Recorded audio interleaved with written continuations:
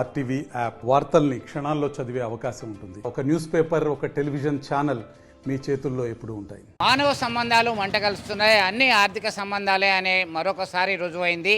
కరీంనగర్ జిల్లా ఇల్లందకుంట మండలం టేకుర్తి గ్రామానికి చెందినటువంటి తిరుమల అనే గర్భిణిని, 7 మాసాల గర్భిణిని తన భర్త, తన సవితి, ఆ 2 పిల్లలు, సవితి పిల్లలు నలుగురు కలిసి స్కెచ్ వేశారు.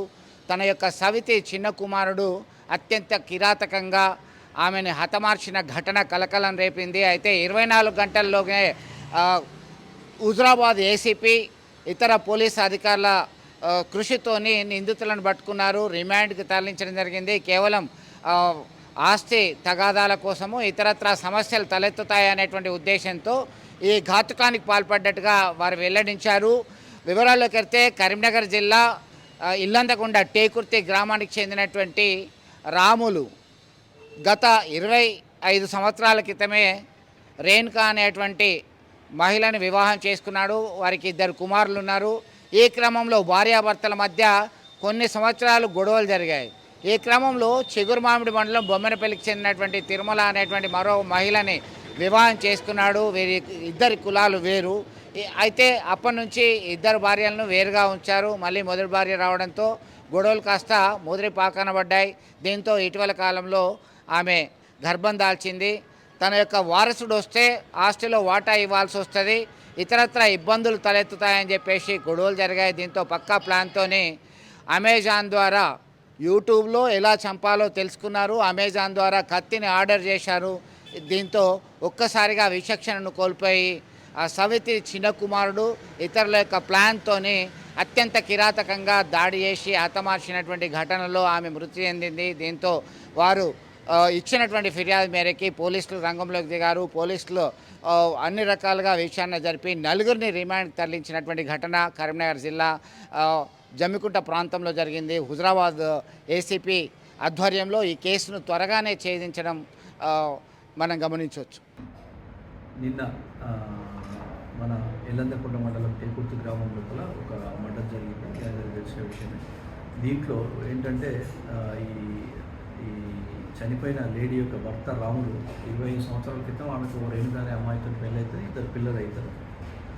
సబ్సిక్వెంట్గా ఈ అమ్మాయితో 2018 అంటే అబౌట్ 8 years బ్యాక్ ఆమెతో పరిచయం ఏర్పడినటువంటి క్రమంలో అది ప్రేమగా మారి వాళ్ళు సీక్రెట్గా మెట్టుగుట్ట దగ్గర మడికొండ దగ్గర పెళ్లి చేసుకుని జరుగుతుంది వరంగల్. సో అది ఆ విషయాన్ని నేను దాచిపెడతాడు. మొదటి ఆల్రెడీ పెళ్ళై తన పిల్లలున్న సంగతి ఈమెకు చెప్పకుండా దాచిపెడతాడు. సో దాని గురించి ఆమెను ఇక్కడ జమ్మికుంట వివిధ ప్రాంతాల లోపల వేరే రూమ్ తీసుకొని సీక్రెట్గా ఉంచడం జరుగుతుంది. సబ్సిక్వెంట్గా మొదటి భార్యకు ఇతని పెళ్లి గురించి తెలిసి వాళ్ళంతా కూడా చాలా వీళ్ళని ఇబ్బంది పెట్టడం, ఈ భర్తని ఇప్పుడు ఈ అమ్మాయిని ఇబ్బంది పెట్టడం జరుగుతుంది.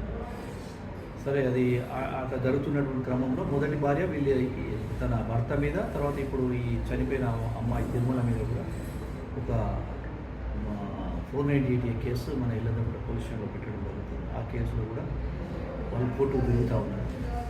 సో రీసెంట్గా ఆమె ఒక 7 months బ్యాక్ కన్సీవ్ అవుతుంది, గర్భవతి అయినటువంటి క్రమం లోపల ఆమె మళ్ళీ వాళ్ళ యొక్క వారసులు వస్తే ఆస్తులు వాటాలు అవన్నీ రావాల్సి వస్తాయని చెప్పి ఆ కులంలో వాళ్ళు చేస్తుంది. ప్లస్ వాళ్ళకు ఒక ఫీలింగ్ ఏముందంటే తక్కువ కులం అనేది ఒక ఫీలింగ్ వాళ్ళ. సో దాన్ని ఎట్లనే చేసి ఈ వారసులు రాకుండా ప్లస్ ఈ సోషల్ స్టిగ్మా అని వాళ్ళు ఏదైతే భావిస్తారో దాని నుంచి తప్పించుకోవడానికి అని చెప్పి ఒక ప్లాన్ వేసి ఎట్లనే చేసి నేను ఎలిమినేట్ చేయాలనే ఉద్దేశంతో ఆ కుటుంబంతో వాళ్ళు 4 కూర్చొని 2 కొడుకులు భార్యాభర్తలు మాట్లాడుకొని ప్లాన్ చేస్తారు.